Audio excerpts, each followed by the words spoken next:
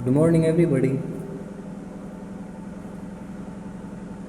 आज हम पढ़ेंगे कक्षा 9 का सामाजिक विज्ञान का अध्याय नंबर 2। हम आपको पिछली वीडियो में पढ़ा चुके थे समाजवाद के लिए समर्थन।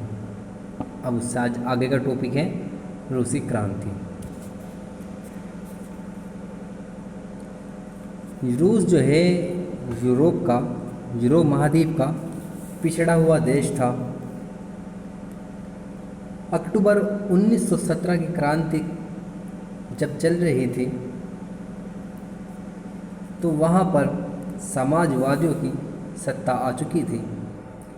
फरवरी 1917 में राजशाही का पतन हो चुका था। जो राजशाही वहाँ पर चलती थी उसका खात्मा हो चुका था और इस घटना को वहाँ पर अक्टूबर क्रांति के नाम से जाना गया। यह कैसे हुआ? क्रांति के वक्त रूस के सामाजिक और राजनीतिक हालात कैसे थे? इन सभी प्रश्नों का उत्तर ढूंढने के लिए हमें आगे जो है स्टडी करनी पड़ेगी। तो ठीक है, करते हैं आगे चल करके। नेक्स्ट टॉपिक है रूसी साम्राज्य। 1914 में रूसी साम्राज्य कैसा था, क्या था, ये हम पढ़ेंगे इस टॉपिक में।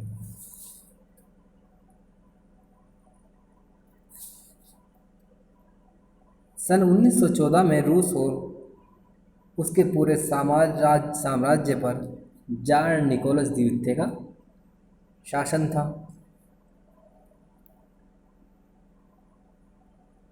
रूस साम्राज्य के अंतर्गत मॉस्को का पहाड़ी क्षेत्र तथा वर्तमान का जो फिनलैंड है, लालिता है, लिथुआनिया है, एस्तोनिया है, पोलैंड, यूक्रेन, बेलारूस के कुछ भाग जो है वे रूस में ही शामिल थे।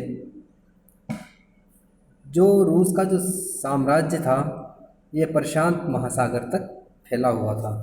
ठीक है, और इसके जो शासक थे, इतने बड़े क्षेत्र के जो शासक थे, उनका नाम क्या था? जार निकोलस द्वितीय। अब हम देखते हैं इस मैप में। आप सभी जानते हैं कि जो प्रथम विश्व युद्ध हुआ था ये दो देशों का युद्ध नहीं था। इसमें यूरोप के कई सारे जो हैं कंट्री जो हैं, कई सारे देश जो हैं वे मिलकर लड़ रहे थे। ठीक है, दो भागों में बट रहे थे और लड़ रहे थे। जैसा आप देख रहे हैं जर्मनी और ऑस्ट्रेलिया हंगरी, इनका ये एक ग्रुप था। दूसरा था हमारा फ्रांस और रूसी साम्राज्य। ये आप देख रहे हैं ये रूसी साम्राज्य है और ये फ्रांस है। ये जो थे मिलकर लड़ रहे थे। पहले तो इंग्लैंड जो है, इंग्लैंड हुआ और ऑस्ट्रेलिया हुआ, ये सब जो है इन्होंने क्या करा, किसी भी देश के साथ मिलने से मना कर दिया। परंतु कुछ समय के बाद इंग्लैंड और ये अन्य जो देश थे ये मित्र राष्ट्र के साथ जुड़ गए। मित्र राष्ट्र बोलते हैं रूस का जो साम्राज्य है वो और फ्रांस, ये क्या कहलाते हैं? मित्र राष्ट्र हैं। ये इंग्लैंड ये मित्र के साथ मित्र राष्ट्र के साथ जुड़ गए। कुछ देश जो तटीय जो देश थे वे जैसे स्पेन हुआ, स्वीडन हुआ, नॉर्वे, इन्होंने किसी भी देश के साथ मिलने से इनकार कर दिया था। ठीक है, अब हम पढ़ेंगे आगे।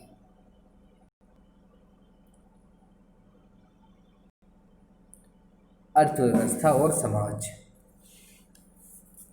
20वीं सदी के प्रारंभ में रूस की आबादी का एक विशाल भाग कृषि से जुड़ा हुआ था। रूस का लगभग 85% जो वहाँ की जनता थी वे खेती बाड़ी पर ही निर्भर थी। ठीक है। रूस अनाज का एक बहुत बड़ा निर्यातक था।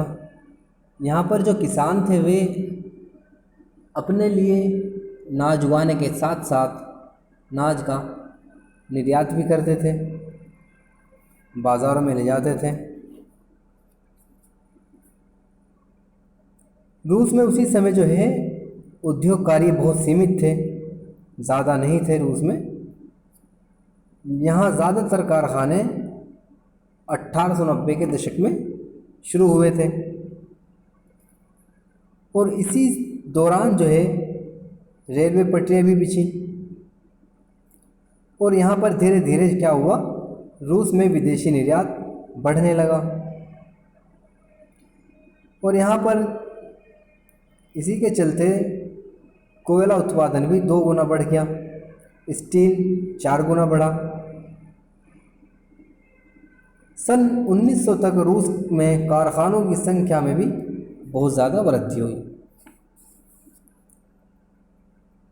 अधिक कारखाने उद्योगपति जो उद्योगपति थे उनकी क्या थी, वो निजी संपत्ति थी।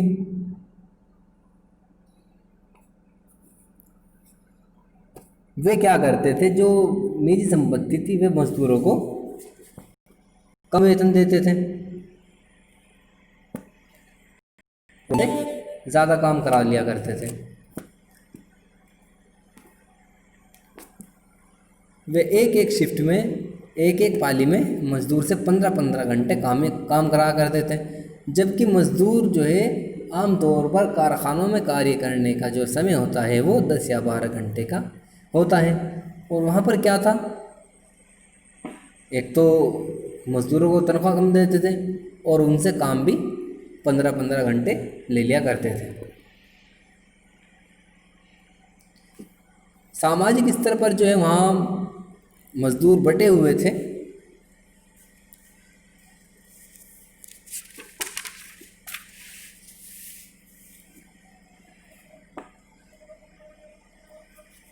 अनेक मजदूर का जो मूल था वो गांवों के अक्सर जो है वहाँ पर मजदूर होया करते थे।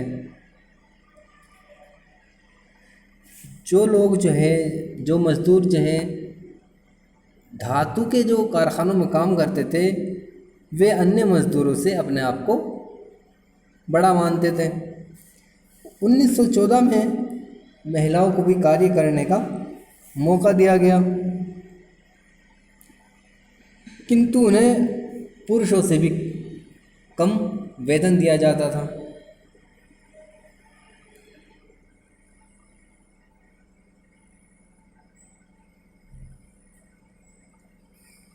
मजदूरों पर इस प्रकार जो है काफ़ी अत्याचार होता गया। तब ये मजदूर एक साथ खड़े होकर हड़ताल कर देते थे। वर्ष 1896 और 1897 के माध्यम कपड़ा उद्योग में तथा 1902 में धातु उद्योग में ऐसी हड़तालों को देखा जा सकता है।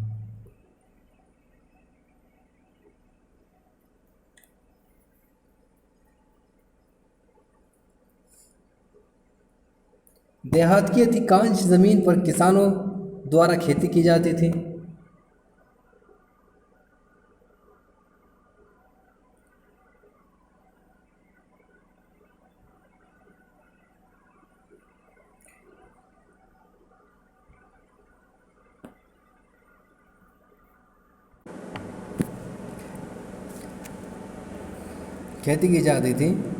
मजदूर की भांति किसान भी विभाजित हुए थे, बटे हुए थे।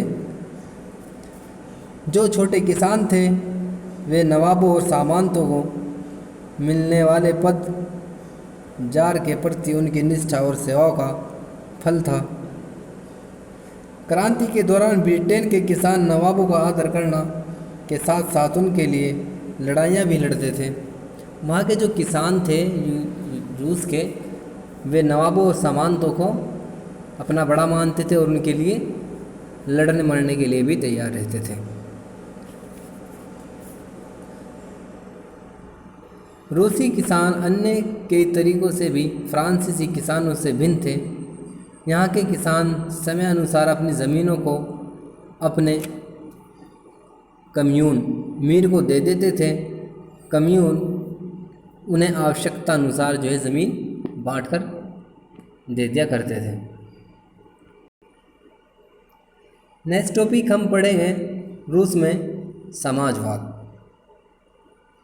सोशलिज्म इन रूस। 1914 में सभी राजनीतिक पार्टियां जो हैं वहाँ पर गैरकानूनी थी। मार्क्स के विचारों को मानने वाले समाजवादियों ने 1858 में Russian social democratic works party की स्थापना की। यह पार्टी गैरकानूनी रूप से कार्य करती थी क्योंकि यहाँ सरकार का हस्तक्षेप बहुत अधिक था।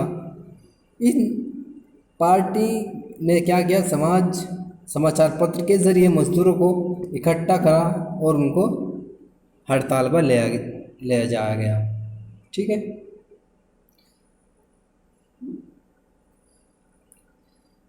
इस क्रांति में किसानों की अहम भूमिका रही। 19वीं शताब्दी में रूस के ग्रामीण क्षेत्र में समाजवाद काफ़ी अधिक सक्रिय हो गया। किसानों ने सन 1900 में सोशलिस्ट रिवॉल्यूशनरी पार्टी की स्थापना की। इस पार्टी ने किसानों के अधिकारों के लिए आवाज़ उठाई।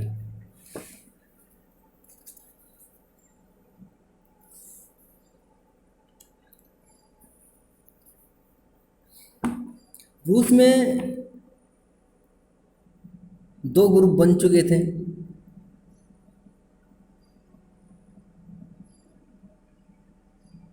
एक तो लोकतंत्रवादी जो समाजवादी क्रांतिकारियों से सहमत नहीं था। लेनिन का मत था कि किसानों में एकजुटता नहीं थी, जबकि कुछ गरीब किसान थे तो कुछ अमीर थे, कुछ किसान मजदूरी करते थे तो कुछ किसान पूंजीपति थे। इन परस्पर विभेदों के कारण उन्हें समाजवादी समाज का हिस्सा नहीं माना जाता था।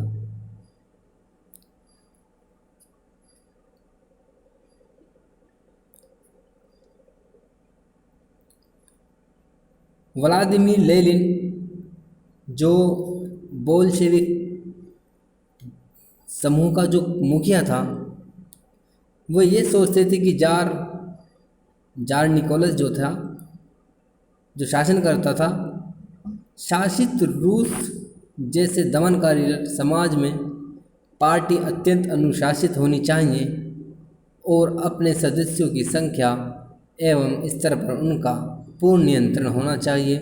जो दूसरा ग्रुप था मेलशेविक, उनके सदस्यों का मत ये था कि पार्टी में सभी की सदस्यता प्रदान की जानी चाहिए।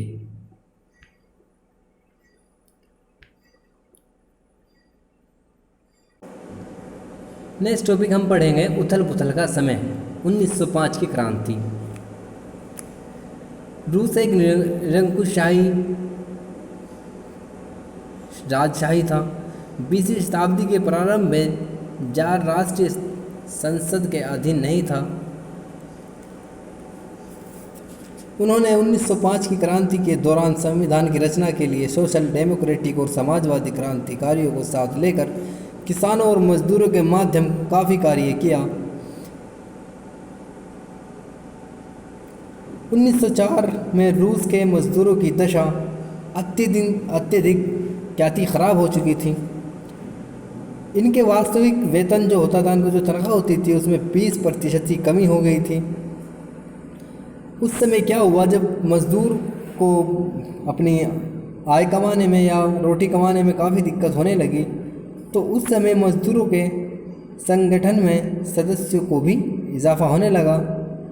जो मज़दूरों का संगठन था उसमें और सदस्यता बढ़ने लगी। सन 1904 में गठित की गई असेंबली ऑफ रशियन वर्क्स जो मजदूरों के लिए कार्य करते थे। अगले कुछ दिनों में सेंट पीटर्सबर्ग के 1,10,000 से भी अधिक मजदूरों ने कार्य के वेतन को बढ़ाने की मांग की और कार्यशील घंटों को को घटाकर 8 घंटे करने की मांग की। देखिए, जो वहाँ का उनका मजदूर संगठन जो था, उन्हें अपनी मांगों को रखना शुरू किया। उन्होंने क्या किया, वे जो कार्य करते थे 15-15 घंटे, उन्होंने उसको घटाकर 8 घंटे का समय मांगा और अपने वेतन में बढ़ोतरी करने की मांग की। उसी समय पादरी गेपकोन के नेतृत्व में मजदूरों का एक जुलूस वीटर पैलेस, जहाँ पर जार निकोलस था, उसका जो महल था, उसके सामने पहुँच गए। तो पुलिस ने कोसेक्स के मजदूरों पर हमला बोल दिया और गोलियां चला दी। इसमें 100 से भी अधिक मजदूर मारे गए। इतिहास में इस घटना को खूनी रविवार के नाम से भी जाना जाता है। ये घटना क्या कहलाती है? खूनी रविवार।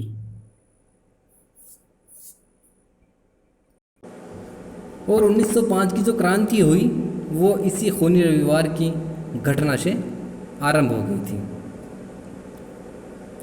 इसी दौरान रूस में हड़ताल होने लगी। छात्रों ने अपनी कक्षाओं का बहिष्कार किया, डॉक्टरों ने हॉस्पिटल छोड़ दिए, वकीलों ने अपने कार्य से करने से मना कर दिया। इस सब के चलते 1905 की क्रांति में जार द्वारा एक निर्वाचित परामर्शदाता संसद या ड्यूमा के गठन पर अपनी सहमति दी गई। 1905 के पश्चात ऐसी कई कमेटियों का कार्य अंधाधुंध चलता रहा। प्रथम ड्यूमा को 75 दिनों के अंदर तथा द्वितीय ड्यूमा को 3 महीनों के अंदर निलंबित कर दिया गया। इसके द्वारा मतदान कानूनों में गड़बड़ करके तीसरी ड्यूमा में रूढ़िवादी राजनेताओं को सदस्य दी गई तथा उदारवादियों और क्रांतिकारियों को बाहर निकाल दिया गया। हमारा नेक्स्ट टॉपिक है प्रथम विश्व युद्ध और रूसी साम्राज्य, the first world war and the Russian emperor. सन 1914 में 2 यूरोपीय संगठनों के मध्य युद्ध की शुरुआत हुई।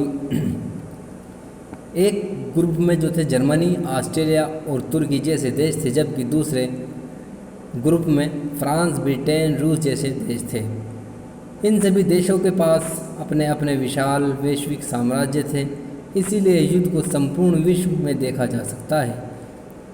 इसी युद्ध को प्रथम विश्व युद्ध से जाना जाता है।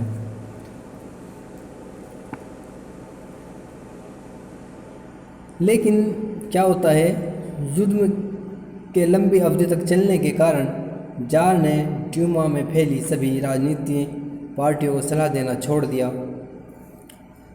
जर्मनी विरोधी भावनाओं के कारण लोगों द्वारा सेंट पीटर्सबर्ग चर्च का नाम बदलकर पेट्रोग्राड रखा, क्योंकि पीटर्सबर्ग एक जर्मन नाम था।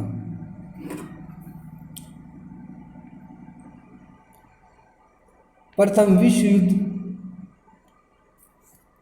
की लड़ाई रूस के पूर्वी तथा पश्चिमी दोनों मोर्चों पर अलग अलग स्वरूप में चल रही थी।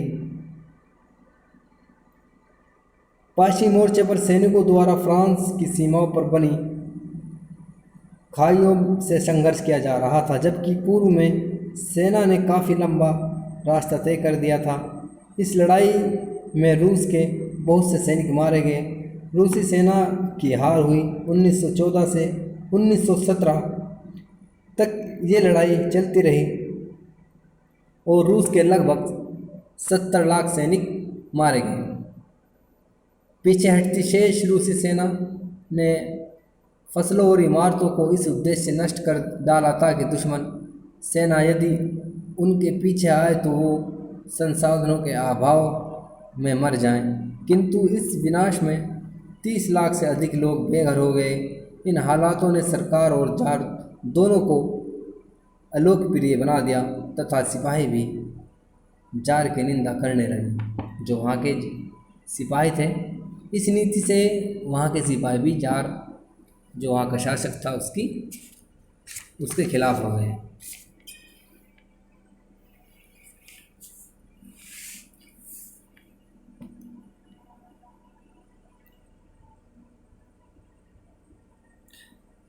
रूस के पास जो है बहुत बड़ी सेना थी, या आप चित्र भी देख सकते हैं इसका। इन्होंने क्या किया,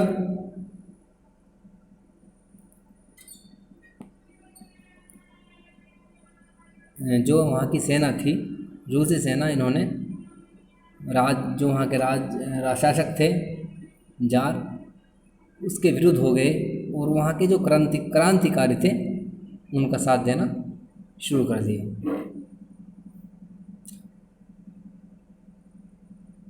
युद्ध का उद्योग पर बुरा प्रभाव पड़ा। वैसे ही रूस में उद्योगों की कमी थी।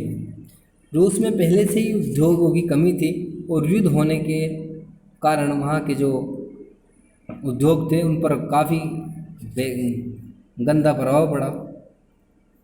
सन 1916 में रूसी रेलवे भी अस्त व्यस्त हो गया। अच्छे कदकाठी के पुरुषों को युद्धों में भेजा दिया गया।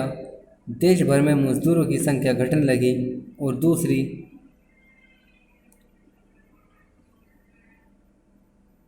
और ज़रूरी सामान बनाने वाली छोटी छोटी दुकानों पर सामान की संख्या घटने लगी। ज़्यादातर उत्पादित अनाज युद्ध से सैनिकों के लिए भेजा जाने लगा। शहरों में रहने वालों के लिए अनाज की कमी होने लगी। इस प्रकार जो है रूस की बहुत हालत ख़राब हो गई। वहाँ पर पहनने के लिए, खाने के लिए, रहने के लिए बहुत ज़्यादा दिक्कत सामने आने लगी। इसी के साथ हम अपना आज का टॉपिक ख़त्म करते हैं और नेक्स्ट वीडियो में पढ़ेंगे हम आगे का लेसन। थैंक यू, धन्यवाद।